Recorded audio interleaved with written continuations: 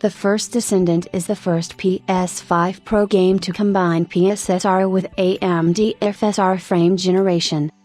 Nexon has consistently kept the first Descendant at the forefront of graphics and display technologies. The free-to-play third-person looter-shooter game looked great from the first time we saw it, but it was initially developed with Unreal Engine 4.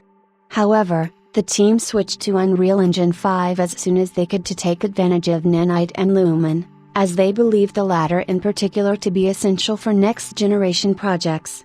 In the first interview published on FSR 2 years ago, the developers confirmed support for various ray-traced effects, NVIDIA DLSS Super Resolution and Frame Generation, AMD Fidelity FX Super Resolution, and Intel's SS.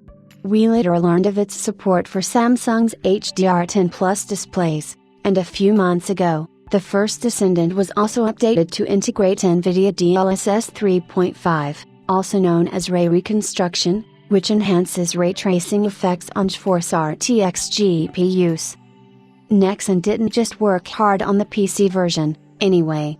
The PlayStation 5 version of the game supported Unreal Engine 5's high-resolution virtual shadow map technique, as well as ray tracing and even AMD FSR frame generation, the latter of which is only available in 2 or 3 PS5 games so far. It's not that surprising, then, that the first Descendant will also be the first PS5 Pro game to support the new PlayStation Spectral Super Resolution in combination with AMD FSR frame generation.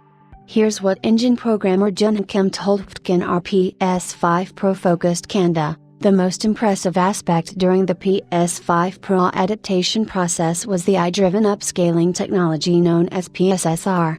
On the existing PS5 base model, the FSR image upscaling feature is typically used, which has some drawbacks, such as pixel ghosting and pixel jittering during the pixel reconstruction process.